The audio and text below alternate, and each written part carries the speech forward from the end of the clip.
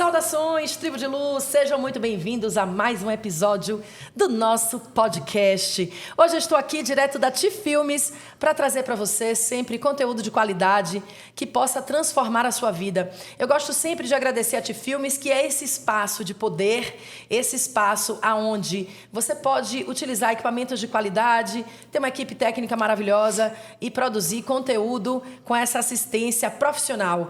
Então, se você quer conhecer alguém que possa realmente te guiar nesse processo de filmagem, de gravação, não só de podcast, mas de filmes publicitários e, enfim, eventos em geral, não esqueça de conhecer o perfil da Ti Filmes. Seja muito bem-vindo ao meu canal. Para aqueles que não me conhecem, eu me chamo Carol Bandeira e estou aqui sempre para compartilhar assuntos relacionados ao seu desenvolvimento pessoal e à espiritualidade.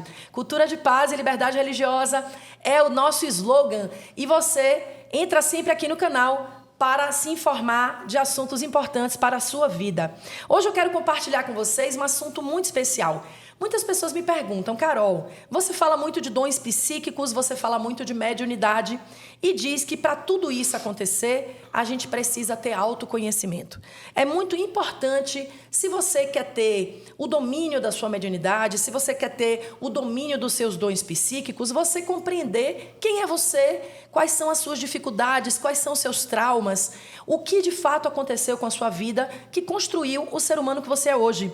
E nada melhor para nos ajudar nesse processo de autoconhecimento do que você estar de frente de um profissional.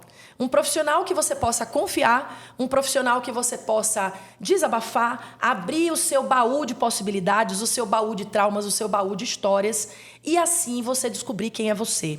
Eu tenho hoje a honra de trazer nesse podcast alguém que transformou a minha vida. Uma mulher muito simples, linda, serena e que traz para nós a psicologia e o conhecimento do ser humano de uma forma geral, para realmente transformar a sua vida. Então, seja muito bem-vinda, Adriana Lopes Fernandes. Querida. Seja bem-vinda, meu amor. Estou muito feliz e honrada de você estar aqui comigo hoje. Que bom. Viu? Muito gostoso poder estar com você, te ver de novo. Isso, seja muito bem-vinda, querida. A Adriana tem mais de 30 anos formada com psicologia. Isso eu falo que só pode ser uma mentira, porque ela tem essa carinha de 35, né? Como que ela é formada há mais de 30 anos? E você é helper de Pathwork, né? Sim. Então eu queria entender um pouquinho o que é o Pathwork e de que forma isso pode nos ajudar. Tá. O Pathwork, na tradução literal, é trabalho do caminho. Então, isso tudo já diz, né? É o nosso caminho espiritual, nosso caminho de autodesenvolvimento, de autoconhecimento, porque dentro dessa metodologia, nós acreditamos que o caminho espiritual nada mais é do que a gente trabalhar com as nossas dores, se conhecer, trabalhar com a nossa criança interior, saber quem a gente é, quais as nossas dores, como que elas impactam na nossa vida. Como é que a minha criança aparece aqui, por exemplo, ou dirigindo um carro, ou dando uma palestra? Em que momento essa criança aparece e como é que eu posso lidar com ela? Como é que ela me ajuda? Como é que ela me atrapalha? Quais são os meus padrões destrutivos? Como é que eu me saboto?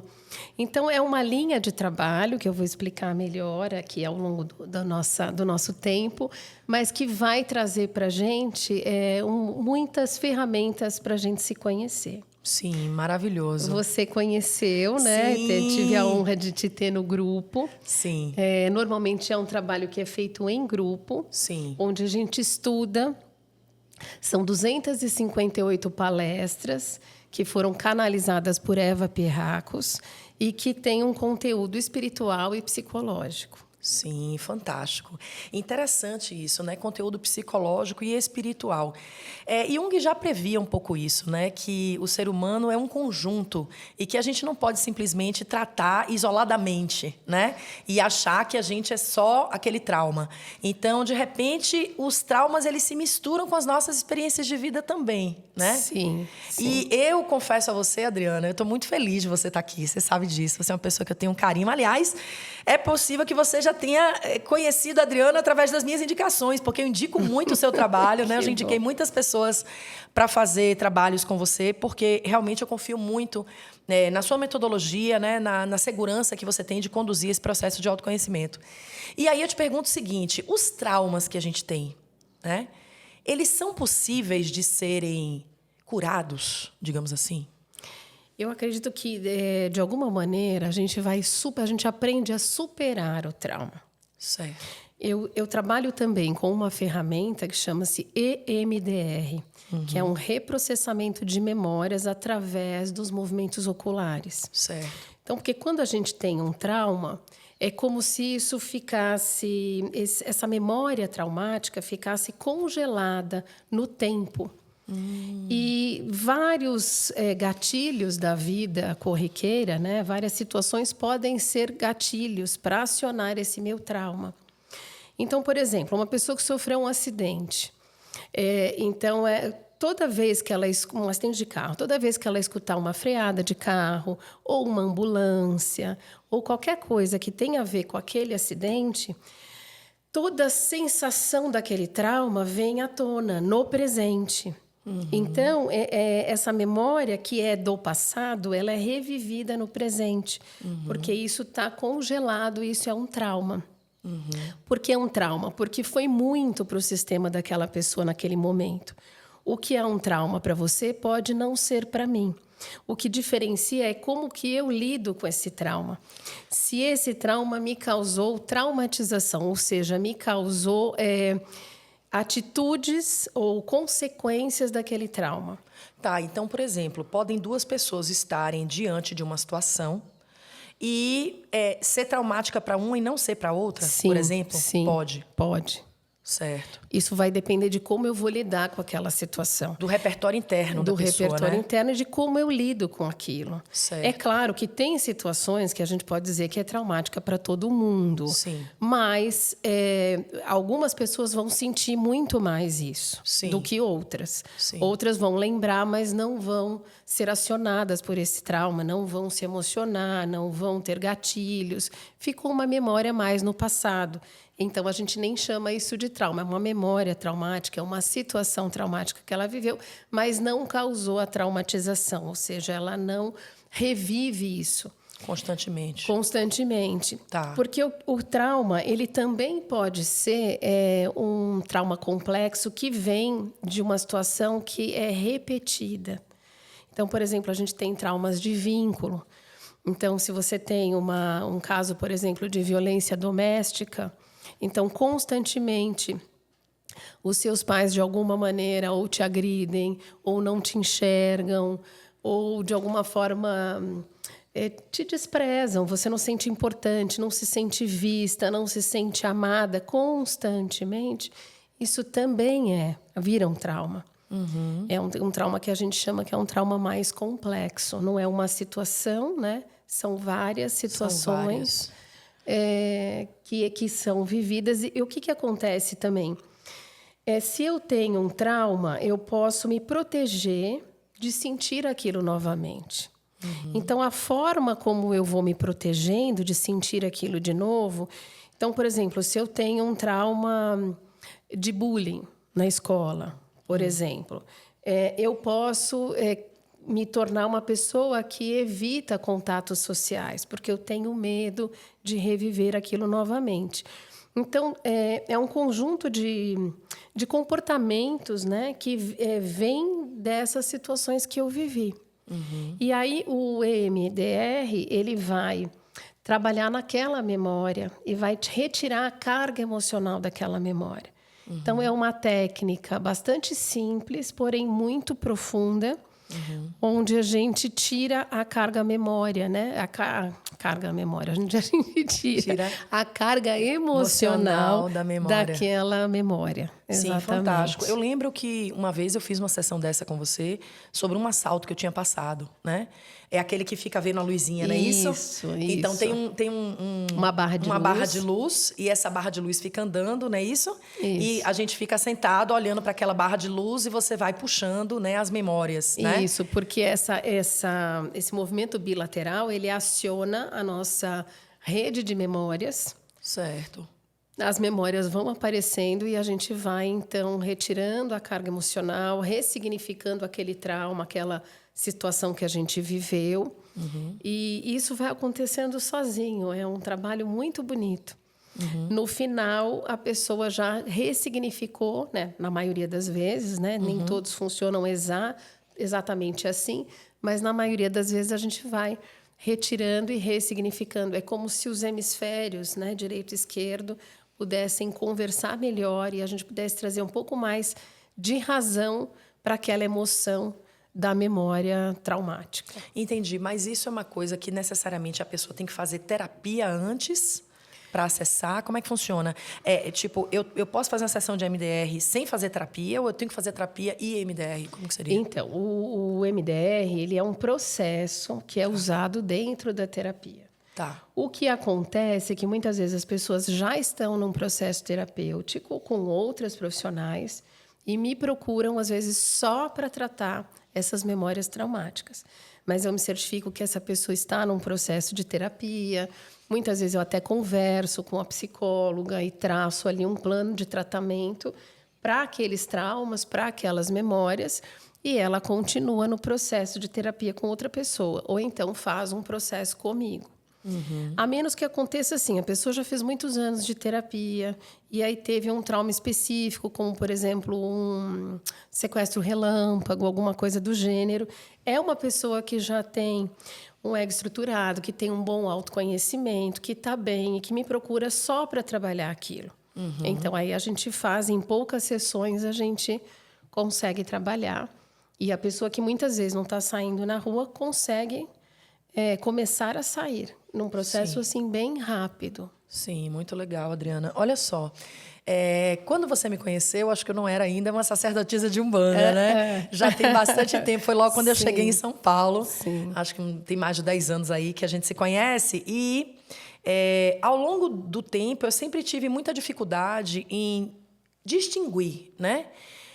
Aquilo que eu estou passando é uma situação minha, psicológica, ou é uma situação de ataque espiritual, por exemplo, né?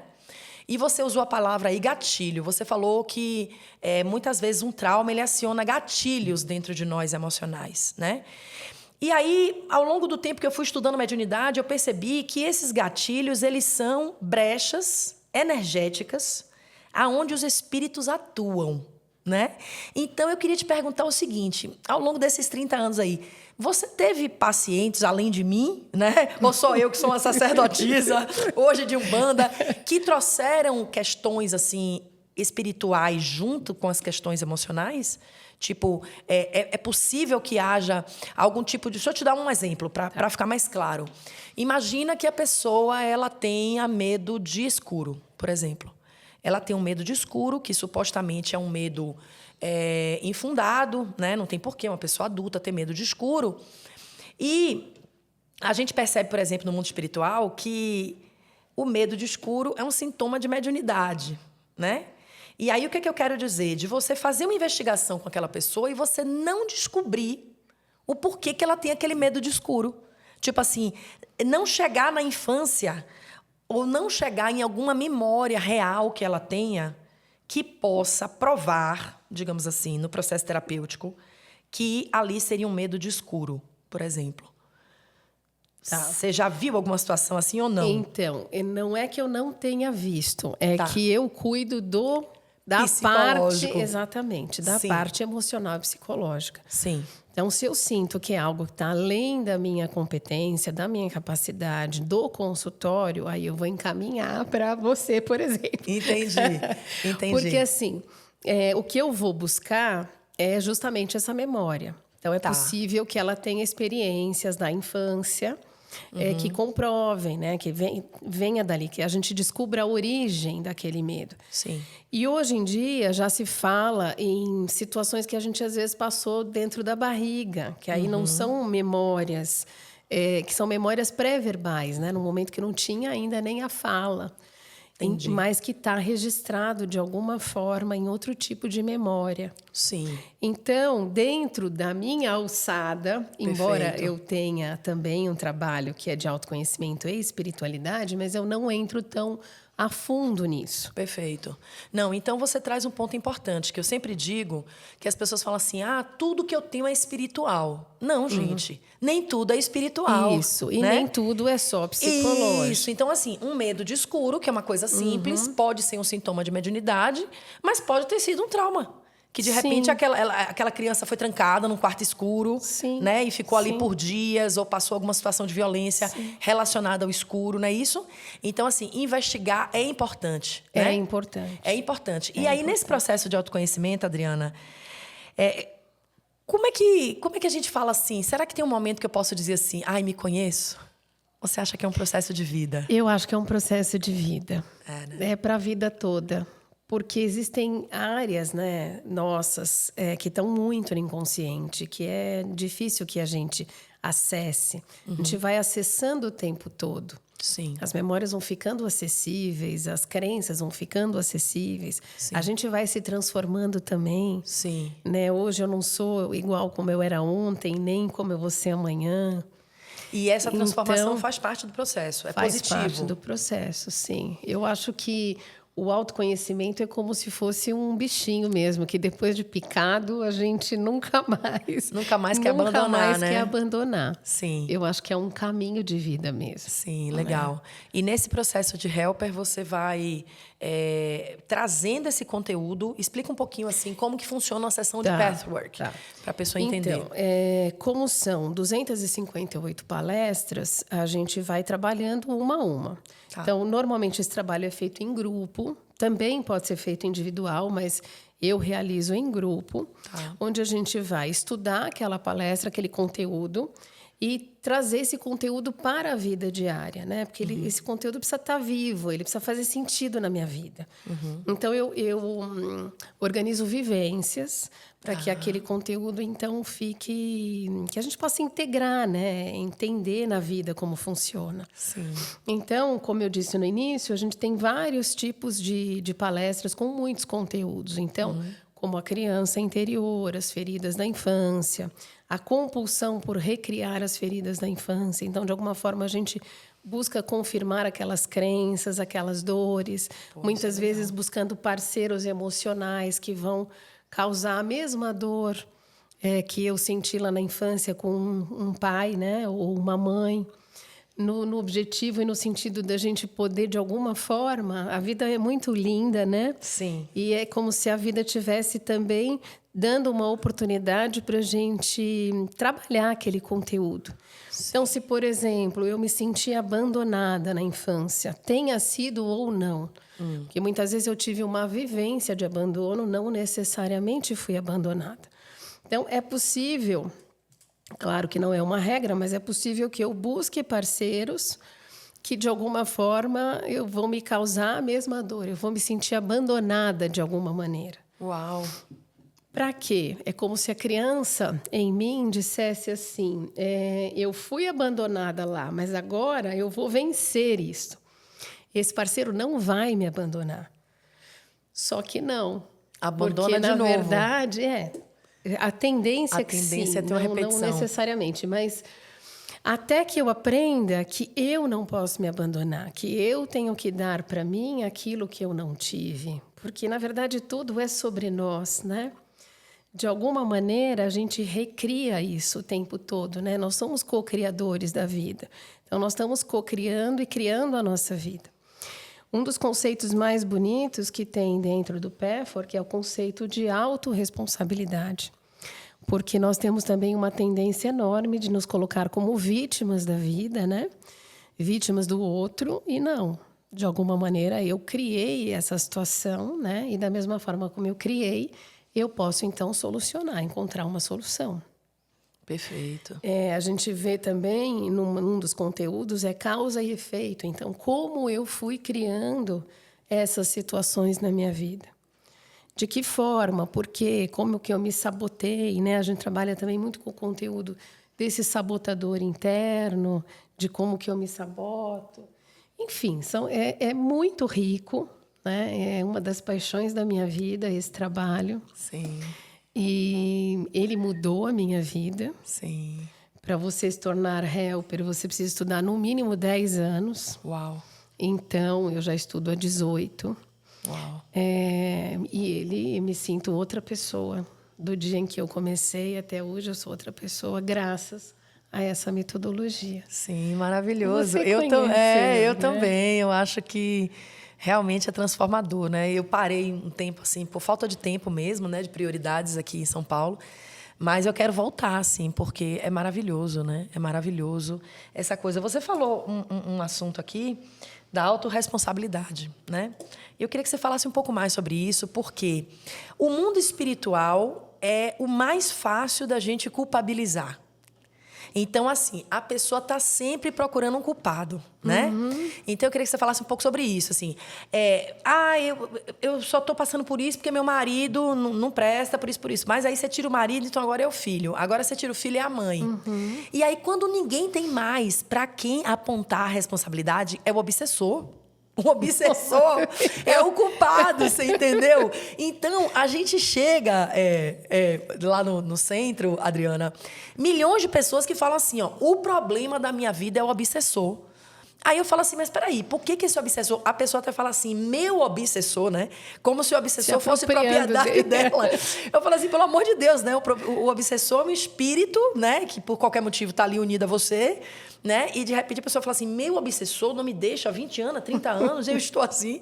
Então, assim, fala um pouco sobre essa autorresponsabilidade. Que caminho é esse? Então, o caminho é da gente realmente perceber que praticamente quase que tudo é sobre nós, né? É como que eu criei isso. Então, se o meu marido me fez isso, se eu ficar na postura de vítima, eu nunca vou conseguir resolver.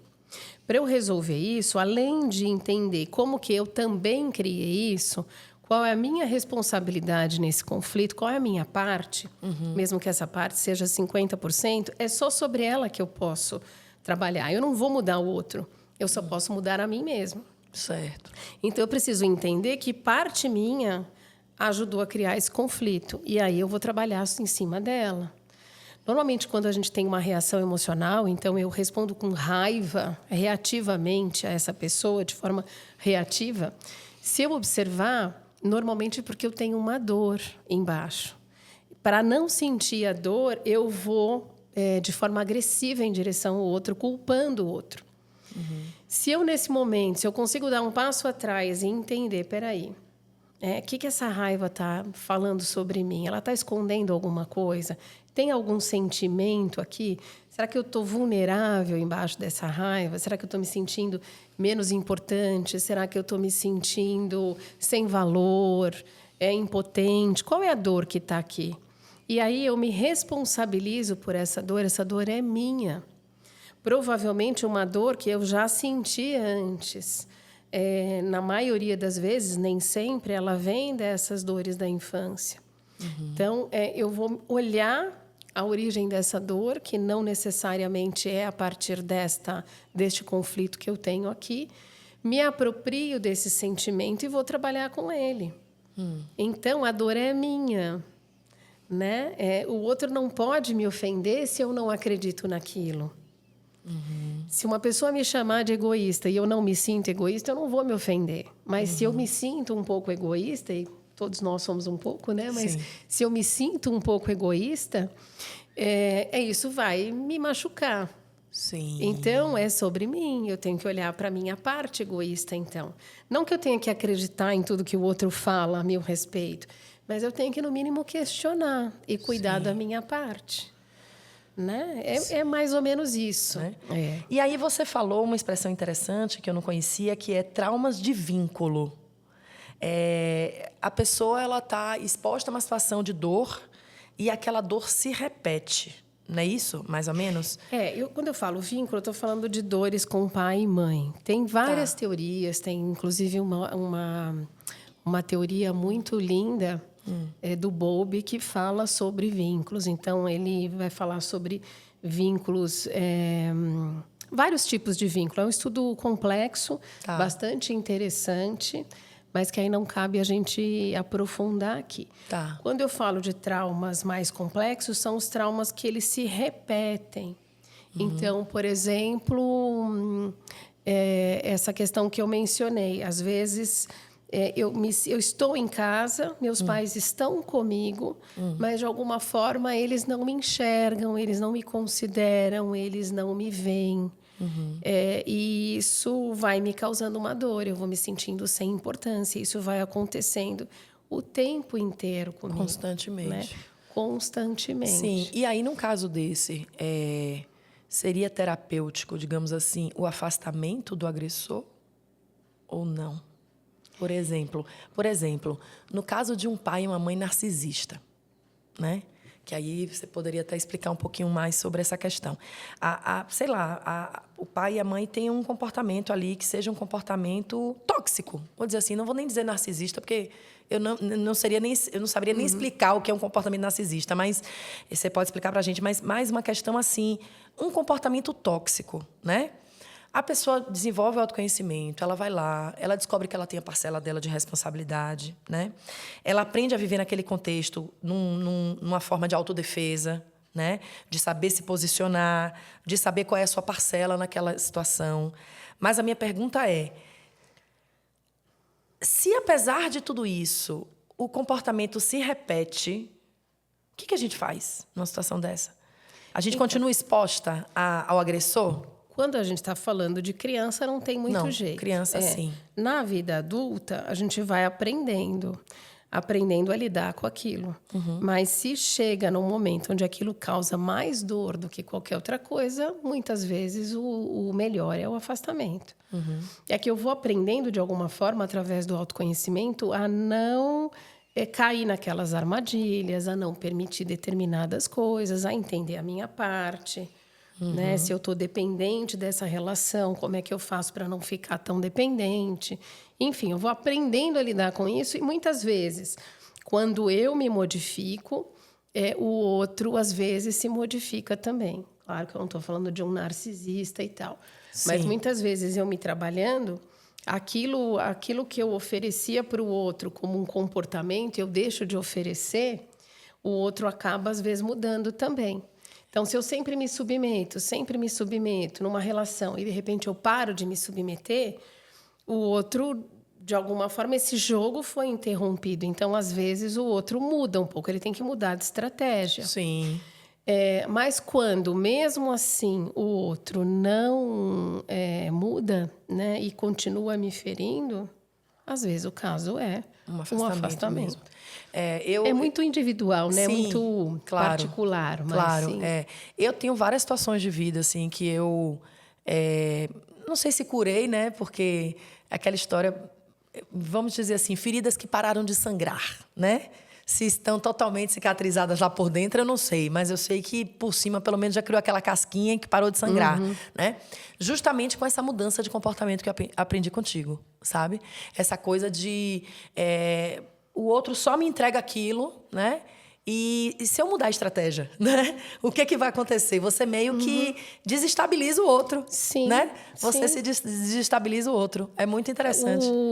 É muito comum o outro mudar de alguma forma, mas eu não posso fazer isso com o objetivo que o outro mude. Eu preciso mudar por mim. Sim. Se o outro mudar, é um bônus. Mas eu mudo por mim. Sim. Isso é interessante, né? Sempre a história é sobre nós. É sempre sobre nós. É sempre sobre nós, né? É sempre sobre nós. E a gente está sempre querendo terceirizar. Olha, Adriana, você não tem noção. Eu cuido aqui no terreiro, né? De várias pessoas. E as pessoas chegam assim com os mais diversos traumas, né? Mas tem uma coisa assim, da fé cega. Né? E eu tô sempre falando, gente, é preciso se autoconhecer. Para de ficar mistificando tudo, né? Porque vira uma fuga também, vira uma fuga, né? exato, né? Então, se eu não tenho ninguém para culpabilizar, é sempre porque o problema é que eu sou médium, porque o problema é que eu sou médium desequilibrada, beleza. Então, se você é médium desequilibrada, por que você não se equilibra, né? O equilíbrio não é só a fé. Sim. O equilíbrio são práticas diárias que você precisa fazer para se equilibrar, né? E aí as pessoas batem lá e falam, porque eu tô sofrendo de novo aquele ataque. Eu digo, vem cá, você seguiu o script, Você fez tudo que tinha que fazer, né? E um dos scripts é: quem tá fazendo terapia? Né? E é interessante, Adriana, que até os guias mandam fazer terapia. Que barato, sabe assim? que Não, bom. os guias mandam fazer terapia, porque, tipo assim, a pessoa chega e você percebe ali que tem um trauma de infância. Você percebe que tem uma situação que não tem nada a ver com o mundo espiritual. Quer dizer, o mundo espiritual, ele tá só reforçando aquela dor, né? Aquela crença que muitas vezes vem de infância. E aí você falou da criança ferida. O que é exatamente a criança ferida? Então, a criança ferida é uma parte nossa que compõe as vivências que a gente teve na infância e que carregam as nossas dores. Então, nós temos dores de desamparo, nós temos dores de abandono, nós temos dores de rejeição. São as necessidades que a criança tem e que essas necessidades não foram atendidas. Isso foi gerando dores, foram experiências doloridas. E essa criança ferida, ela carrega essas dores. E essas dores, então, elas vão, de alguma forma, na vida adulta, existem gatilhos ou pessoas que acionam esta dor. Nós temos também uma parte interna que é da criança birrenta, que quer que as coisas aconteçam da forma dela, na hora dela, do jeito dela. Então, às vezes, a gente vê uma situação onde nós temos 40 anos e estamos brigando como se tivéssemos 5. Né? Nessa hora, é como se a gente estivesse funcionando através da nossa criança interior, que é a coisa do jeito dela, ou que se sentiu rejeitada aqui, né? Mas que remete à dor infantil. Então, por exemplo, eu sinto que você me rejeitou, mas eu já tenho uma dor profunda de rejeição. Então, a tua rejeição vai somar aquela dor imensa que eu já carrego da minha criança interior. Cara, entendi um bocado de coisa agora. Então, essa vivência aqui, ela é, digamos assim, desproporcional. Sim. Você não me convidou para ir, sei lá, sair no final de semana e convidou outras amigas. Eu me sinto rejeitada. Ok, posso me sentir rejeitada. Mas se aquilo me dói demais, é porque eu estou acionando, eu estou acrescentando ali, tem junto ali a dor da minha criança de rejeição. Então, eu vou sentir muito, vai ser uma coisa muito grande para mim, essa rejeição. Porque a criança interior ali, de alguma forma, foi acionada. Acionada. E aí, essa criança ela vai sendo tratada em terapia? Ela vai sendo tratada, porque a gente vai reconhecendo essa criança, reconhecendo as dores dela, reconhecendo aquilo que faltou, e a gente vai aprendendo a se dar aquilo que faltou. Então, eu não posso me rejeitar, eu preciso dar conta da minha dor de rejeição. Eu não posso ficar te culpando o tempo todo porque você não me convidou. Eu posso até dizer para você: Carol, eu me senti rejeitada porque eu queria muito ir com você nesse final de semana. Mas eu não vou ficar te acusando porque você me rejeita, porque você é isso, porque você é aquilo. Eu tenho que me apropriar e cuidar da minha dor, que muitas e muitas vezes vem dessa criança ferida dentro de mim. É uma parte minha. Sim. É como se eu atuasse através dessa consciência infantil em alguns momentos da minha vida. Porque a parte da criança que foi ferida é como se ela não tivesse amadurecido. Então, quando a tua rejeição, por exemplo, me afeta, é como se eu aciono essa dimensão aí da criança, essa consciência da criança, é como se eu voltasse a ter aquela idade. Então, eu vou agir a partir de uma atitude imatura.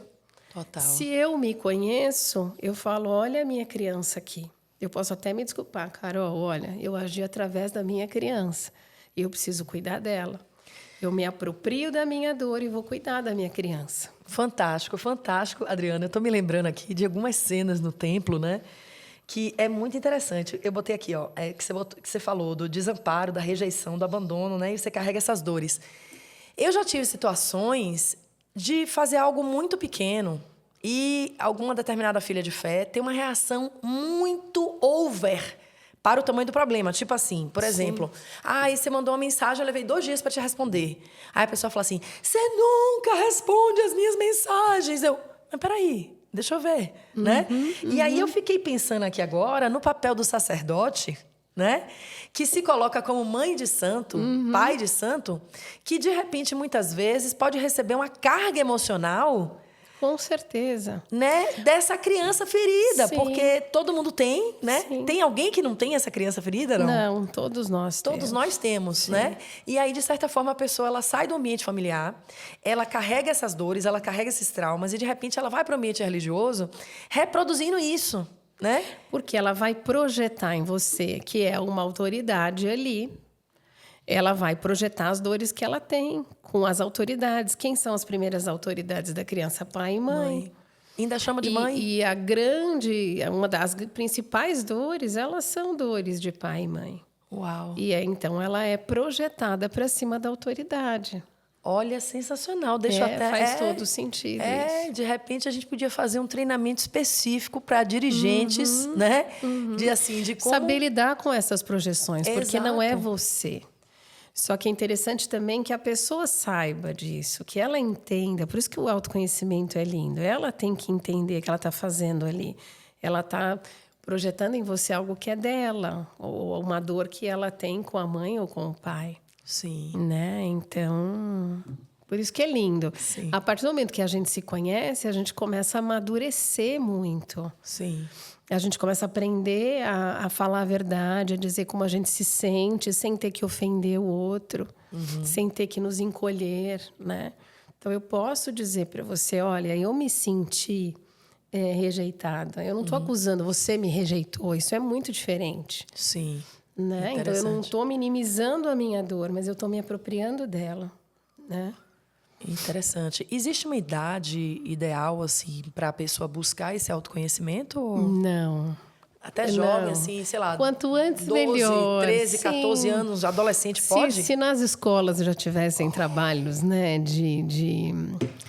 das emoções, onde eu realmente pudesse aprender a lidar com as minhas emoções, seria fantástico. Sim. As crianças, né? Acho que quanto antes, melhor, mas também não tem tempo. Sim. É um trabalho para a vida, né? É um trabalho para a vida. É para o caminho, né? É pathwork mesmo, é um trabalho do caminho, né? Do caminho da sua vida.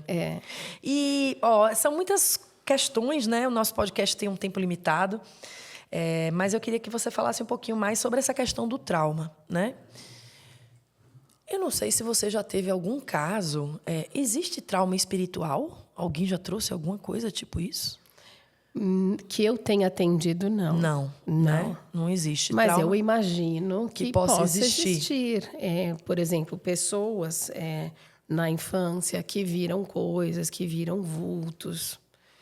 Isso pode ter gerado um trauma, um medo? Pode ter de gerado coisa. um trauma, um medo, alguma coisa assim. Mas eu nunca lidei com isso, não saberia dizer. Porque eu acho que na dimensão espiritual isso é interessante, para refletir, né? Aliás, se você está curtindo esse podcast, dá um joinha, se inscreve aqui no canal, toca a sinetinha para receber as nossas notificações e também coloca aqui nos comentários o que você pensa sobre tudo isso. Porque me parece que o trauma tem uma dimensão física, não sei, né? No sentido assim, por exemplo, eu vi tal coisa, eu estava ali, o meu corpo adrenalizou-se, sei lá, né? Com aquela situação. Quando a coisa acontece no mundo espiritual, talvez não tenha essa coisa física, você entendeu? Porque existem relatos, Adriana, assim, de ataques espirituais, por exemplo, né?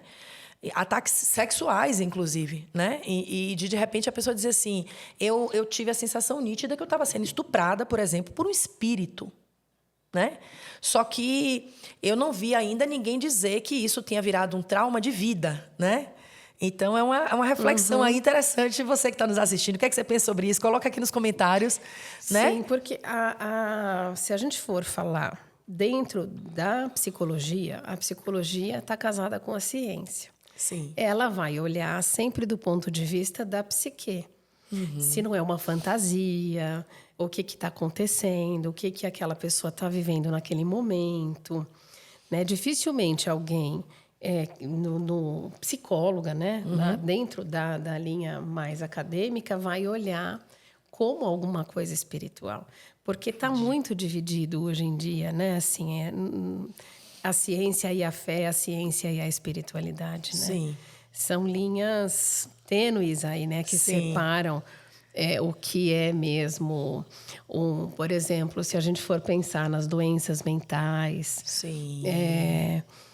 Eu acredito que é uma confusão, é uma linha muito tênue entre você entender o que são vozes, né?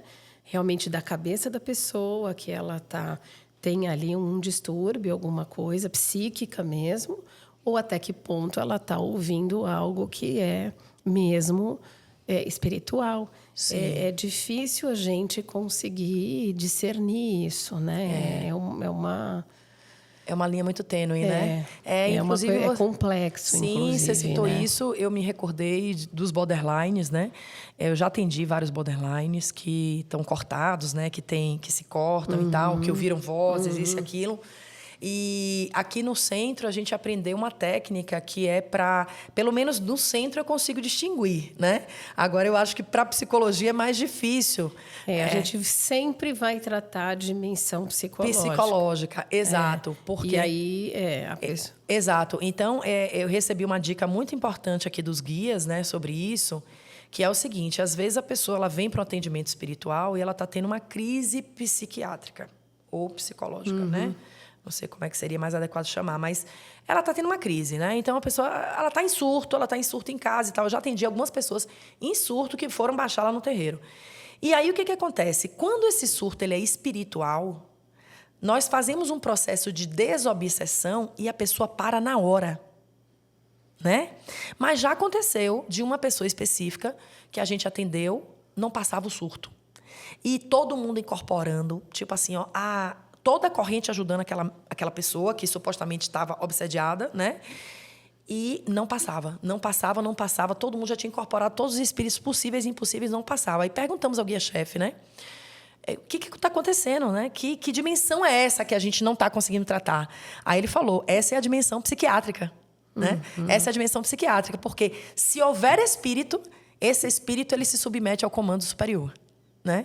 Se o comando superior está presente e esse espírito não se submete, é simples, não é espírito, é psiquiátrico, né? Então é muito louco isso, quer dizer, tem essa situação mesmo, que é a situação psiquiátrica, né? E dentro desse autoconhecimento, Adriana, você acha que é importante em algum momento a pessoa talvez ir para um psiquiatra mesmo? Tem uma dimensão que não é só psicológica também. Sim, total. Tem algo que a gente cuida no consultório, tem algo que que é uma alteração bioquímica, precisa de psiquiatras. E quando é espiritual, aí é outra história, né? Isso. Então, acho que isso é importante também, a gente desmistificar essa questão, né? Que às vezes é espiritual. Sim, né? nem tudo é espiritual, nem tudo é psicológico, nem tudo é psiquiátrico, né? Acho que a gente tem que saber separar essas dimensões. Separar bem essas dimensões. Isso, saber separar e aceitar sem preconceito também, né? Porque às vezes a pessoa fala assim, não, eu já faço terapia, né? Só que, de repente, a pessoa tem um distúrbio neurológico mesmo. Ela precisa de algo, de uma medicação, de um acompanhamento. De um acompanhamento, né? Ai, Adri, nosso podcast está quase chegando ao final, né? A gente está com tempo curto aqui, mas eu queria que você falasse um pouco, assim, para as pessoas conhecerem o seu trabalho. Você faz vivências? Você tem feito vivências? Como é que tá? Quando eu te conheci, você fazia umas coisas assim na mata, né? Fazia uns retiros, umas coisas. Você ainda faz isso ou não? Não, não tenho feito. Provavelmente faça algum agora em 2025, mas não tenho feito, não. Não tem, então ache a agenda pra gente. É muito trabalhoso, né? É muito trabalhoso. E aí não tenho tido tempo para fazer, mas eu pretendo fazer em 2025. Sim, por favor. Faz 2 anos que eu não faço. Volte, porque é sempre mágico, né? Você sempre trabalhou com mulheres, né? Com empoderamento, essa coisa de trazer essa dimensão do autoconhecimento mesmo, né? Para o universo feminino também. Você trabalha muito com isso, né? Isso. Com autoestima, com essas partes internas, né? Com as dores da criança, de novo, sempre é importante, né? Sim. Com quem sou eu, quem é essa mulher, como é que eu me relaciono. Então, trabalhei. O último que eu fiz foi um retiro para homens e mulheres, para a gente trabalhar a questão dos relacionamentos afetivos. Sim, de casais, né? Foi muito legal, bonito. Muito legal. Mas a grande maioria é para mulheres. Sim. E quando você fala de causa e efeito, você fala do como eu me sabotei. A gente se sabota muito? Muito, É mesmo? muito. Será que a maior parte do nosso insucesso é autossabotagem ou Eu estamos... acredito que sim, porque tudo que é novo assusta. Né? Então, é por isso que a gente quer ficar ali naquela zona de conforto, porque a gente não quer sofrer, a gente não quer mudar, porque o mudar vai envolver aquilo que eu não conheço, e aquilo que eu não conheço me assusta. Então, eu me saboto. Às vezes é tudo aquilo que eu quero, mas embaixo, no inconsciente, eu temo. Então, vamos supor que eu queira muito um relacionamento, mas, ao mesmo tempo, eu temo muito sentir rejeição ou abandono. Então, eu quero muito me relacionar na superfície, aqui no consciente, mas no inconsciente tem tanto medo de sofrer rejeição que eu me saboto. Então, assim, a gente se é sabota interessante demais. isso que você falou, porque então quer dizer que esse processo que às vezes a pessoa fala assim, é meu karma, né? Tudo na espiritual, tipo, meu karma é só arranjar homem ruim. Não. Não tem karma para isso. Tem karma para isso. Isso tem a ver com eu me conhecer, eu entender minhas dores, entender como eu estou me sabotando, entender como é que eu estou procurando mais do mesmo, que tem a ver com as minhas dores. Quais são as crenças que eu tenho sobre relacionamento que fazem eu atrair também determinadas pessoas para a minha vida. Sim. Então, tem muita coisa. Por isso que o autoconhecimento vai te trazer... você vai governar a tua vida. Né? Porque você vai trazer a maior parte do que está oculto no teu inconsciente para o consciente. Sim. Né? E isso não tem nada a ver com crença, com religião, quer dizer, Não. a pessoa pode não crer em nada, ela pode ser ateia, ateu e tá tudo bem. Sim. Mas ela tem que estar disposta a esse se conhecer. autoconhecimento. Eu tenho a impressão, Adriana, que as mulheres são mais abertas para o autoconhecimento que os homens. É uma impressão minha só? Não é. Não é, né? Não. O homem é mais resistente, né? 80% das pessoas que estão comigo são mulheres. Interessante, né? Por que essa resistência? É cultural, né? Tem muito aquela coisa ainda de que homem não chora, menino não chora, né? Não fala muito dos sentimentos, não fala muito das emoções. Tem receio de ficar vulnerável. Então, vem muito da história, né? Sim. Dessa coisa mesmo cultural, né? Sim.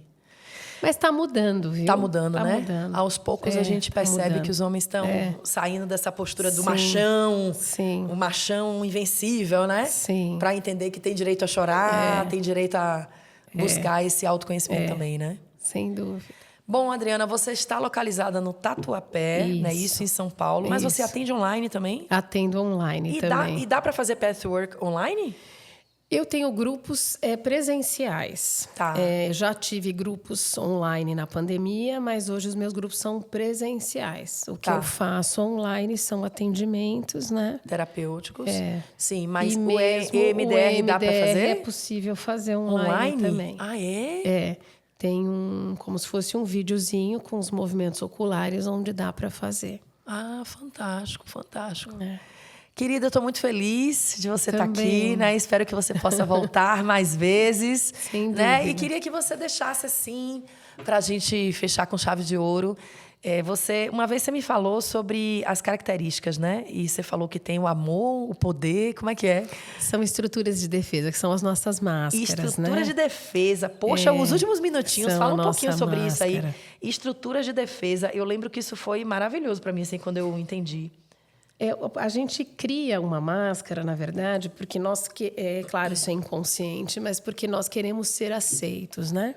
Eu não quero nunca mais sentir a dor, ou do abandono, ou da rejeição, ou do desamparo. Depende da dor, né, que eu senti. Para que eu não sinta mais essa dor, eu crio um jeito de funcionar no mundo que vai tentar esconder algumas imperfeições. Então, assim, eu acreditei que se eu fosse bonzinho, por exemplo, eu consigo mais, eu evitaria um sentimento de abandono, eu vou conseguir mais amor, mais aprovação, as pessoas não vão me abandonar. Então, eu vou criar uma estrutura, um jeito de funcionar, onde eu me comporto de forma mais submissa, eu sou boazinha, eu agrado, eu tenho medo de falar a verdade, eu sou a legalzona. E na tentativa de ninguém me abandonar por conta disso. Então, é uma máscara. E não é a minha verdade, né? Eu ajo desse jeito, muitas vezes de forma inconsciente. Sim. A partir do momento que eu me conheço, eu consigo trabalhar em cima dessa máscara para não ser abandonada. Então, eu vou me submeter. Temos uma outra, que é a máscara do poder, onde eu entendi que eu precisava ser forte para poder ter algum respeito, para poder ser vista. Então, de alguma maneira, eu vou enxergar o mundo, eu vou agir através desse poder, da reatividade, da força, do domínio, do controle, para ter poder, para ser respeitada. É uma estrutura que eu fui construindo para me defender, né? E temos também a estrutura da serenidade, que é uma estrutura mais racional, que é uma estrutura normalmente... Claro que isso é bem mais complexo, estou fazendo um resumo, né? Sim. Para me defender da rejeição. Então, eu vou usar mais do meu racional, mais da minha razão, vou me distanciar um pouco, não vou congelar as minhas emoções, porque não é seguro sentir. Então, eu trago toda a energia para a cabeça, onde eu vou funcionar aqui, como se fosse um grande cabeção, para não sentir, né? Uhum. Então, o amoroso, ele tem como algo que não é tão positivo a submissão. O poder tem a reatividade, o domínio, né? A força, a autoridade, mais para o lado negativo. E o sereno, ele tem um pouco da arrogância, do orgulho, da superioridade como defesa. E tem o lado bonito também, né? O lado luz, o lado que não está distorcido, que no caso do amoroso, quando ele não está na distorção da submissão, ele tem muito amor mesmo, genuíno e verdadeiro, mas ele precisa descobrir esse amor. O poderoso tem muita coragem, muita força real, quando ele não está na distorção do controle, da reatividade. E o sereno, ele tem uma sabedoria, porque ele é razão, né? Ele tem uma sabedoria real, conectada à essência dele, quando ele não está na distorção do orgulho, né? Da superioridade, da separatividade. E a gente pode transitar entre esses papéis ou necessariamente a gente tem cada um tem predominante, mas a gente transita, sim, porque o ideal é que a gente, no fundo, no final, que a gente tenha amor, sabedoria, coragem e força e poder real, né?